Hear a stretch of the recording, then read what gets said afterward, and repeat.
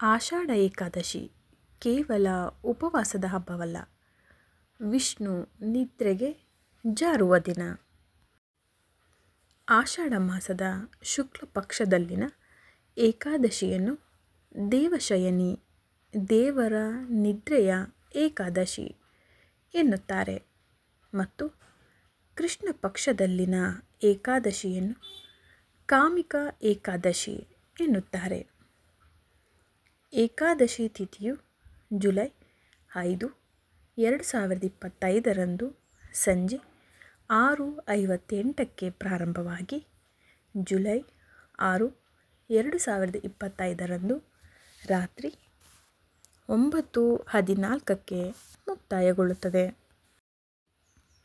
ಆಷಾಢ ಮಾಸ ಎಂದ ತಕ್ಷಣ ಎಲ್ಲರೂ ಅದೊಂದು ಕೆಟ್ಟ ಮಾಸ, ಯಾವುದೇ ಶುಭ ಕಾರ್ಯಗಳನ್ನು ಮಾಡುವುದು ಈ ಮಾಸದಲ್ಲಿ ಒಳ್ಳೆಯದಲ್ಲ, ಹೀಗೆ ಹಿರಿಯರು ಹೇಳುವ ಸಾಕಷ್ಟು ಮಾತುಗಳನ್ನು ನಾವೆಲ್ಲರೂ ಕೇಳಿದ್ದೇವೆ. ಈ ಮಾಸಕ್ಕೆ ವಿಶೇಷ ಮಹತ್ವ ಇದೆ. ಅದಕ್ಕೆ ಕಾರಣ ಈ ಆಷಾಢ ಮಾಸದ ಏಕಾದಶಿ ಉಪವಾಸ. ಆಷಾಢ ಮಾಸದ ಏಕಾದಶಿ ಉಪವಾಸಕ್ಕೆ ಕಾರಣ ಏನು? ಆಷಾಢ ಮಾಸದ ಶುಕ್ಲ ಪಕ್ಷದಲ್ಲಿನ ಏಕಾದಶಿಯನ್ನು ದೇವಶಯನಿ ಏಕಾದಶಿ ಎನ್ನುತ್ತಾರೆ ಮತ್ತು ಕೃಷ್ಣ ಪಕ್ಷದಲ್ಲಿನ ಏಕಾದಶಿಯನ್ನು ಕಾಮಿಕ ಏಕಾದಶಿ ಎನ್ನುತ್ತಾರೆ. ಪುರಾಣದ ಪ್ರಕಾರ ಒಮ್ಮೆ ದೇವತೆಗಳು ಮತ್ತು ರಾಕ್ಷಸರ ನಡುವೆ ಯುದ್ಧ ಆರಂಭವಾದಾಗ ಕುಂಭದೈತ್ಯನ ಮಗನಾದ ಮೃದುಮಾನ್ಯನು ತಪಸ್ಸು ಮಾಡಿ ಶಂಕರನಿಂದ ಅಮರತ್ವವನ್ನು ಪಡೆಯುತ್ತಾನೆ. ಆದ್ದರಿಂದ ಅವನು ಬ್ರಹ್ಮದೇವ, ವಿಷ್ಣು, ಶಿವ ಎಲ್ಲ ದೇವತೆಗಳಿಗೆ ಅಜೇಯನಾದ. ದೇವತೆಗಳು ಅವನ ಭಯದಿಂದ ತ್ರಿಕುಟ ಪರ್ವತದ ಮೇಲೆ ನೆಲ್ಲಿಕಾಯಿ ಮರದ ಕೆಳಗೆ ಗುಹೆಯಲ್ಲಿ ಅಡಗಿ ಕುಳಿತುಕೊಳ್ಳುತ್ತಾರೆ. ಅಂದು ಅವರು ಆಹಾರವಿಲ್ಲದೆ ಉಪವಾಸ ಇರಬೇಕಾಗುತ್ತದೆ. ಅಲ್ಲದೆ ಮಳೆ ನೀರಿನಲ್ಲಿಯೇ ಸ್ನಾನ ಮಾಡುತ್ತಾರೆ. ಆ ಸಂದರ್ಭದಲ್ಲಿ ದೇವತೆಗಳ ಸಹವಾಸದಿಂದ ಒಂದು ಶಕ್ತಿ ಉತ್ಪತ್ತಿಯಾಗಿ ಹೊರಬಂದು ಗುಹೆಯ ಹೊರಗೆ ಕಾಯುತ್ತಿದ್ದ ಮೃದುಮಾನ್ಯ ರಾಕ್ಷಸನನ್ನು ಸಂಹಾರ ಮಾಡುತ್ತದೆ. ಹೀಗೆ ದೇವತೆಗಳ ಉಪವಾಸದಿಂದ ಉಗಮವಾದ ಶಕ್ತಿ ದೇವತೆಯೇ ಏಕಾದಶಿ ದೇವತೆ ಎನ್ನಲಾಗಿದೆ.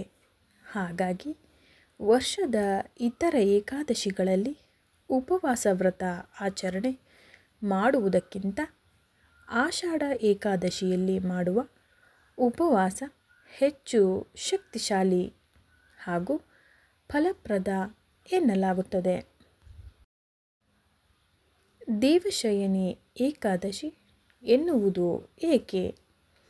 ಆಷಾಢ ಶುದ್ಧ ಏಕಾದಶಿಯನ್ನು ಶಯನಿ ಏಕಾದಶಿ, ಮಹಾ ಏಕಾದಶಿ, ಪ್ರಥಮ ಏಕಾದಶಿ, ಪದ್ಮ ಏಕಾದಶಿ, ದೇವಶಯನಿ ಏಕಾದಶಿ, ದೇವಪೋಡಿ ಏಕಾದಶಿ ಎಂಬ ಹೆಸರುಗಳಿಂದ ಕರೆಯಲಾಗುತ್ತದೆ.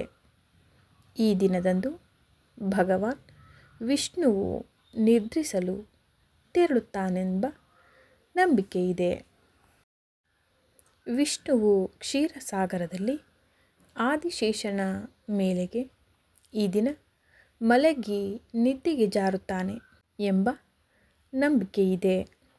ಈ ಕಾರಣದಿಂದ ಇದನ್ನು ದೇವಶಯನಿ ಏಕಾದಶಿ ಅಥವಾ ಹರಿಶಯನಿ ಎಂದು ಕರೆಯಲಾಗುತ್ತದೆ.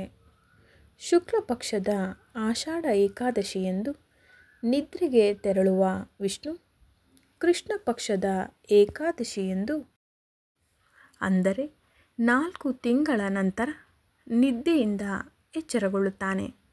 ಹಾಗಾಗಿ ವಿಷ್ಣು ನಿದ್ದೆಗೆ ತೆರಳುವ ಆಷಾಢ ಏಕಾದಶಿಯಂದು ದೇವರನ್ನು ಸಂತುಷ್ಟಗೊಳಿಸಲು ಜನರು ಕಠಿಣ ಉಪವಾಸ ವ್ರತ ಕೈಗೊಳ್ಳುತ್ತಾರೆ.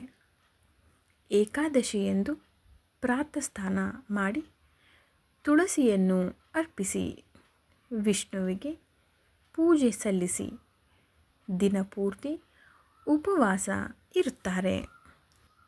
ಈ ಉಪವಾಸದ ಹಬ್ಬದ ಮಾಹಿತಿ ನಿಮಗಿಷ್ಟ ಆಗಿದ್ದರೆ ಪ್ಲೀಸ್ ಲೈಕ್ ಮಾಡಿ, ಶೇರ್ ಮಾಡಿ, ಕಮೆಂಟ್ ಮಾಡಿ. ಇನ್ನೂ ಯಾರಾದರೂ ನನ್ನ ಚಾನಲ್ನ ಸಬ್ಸ್ಕ್ರೈಬ್ ಮಾಡ್ಕೊಳ್ಳದೆ ನೋಡ್ತಿದ್ರೆ ಪ್ಲೀಸ್ ಸಬ್ಸ್ಕ್ರೈಬ್ ಮಾಡ್ಕೊಳ್ಳೋದನ್ನ ಮರಿಬೇಡಿ. KSR Kannada YouTube channel. Thank you. Thanks for watching.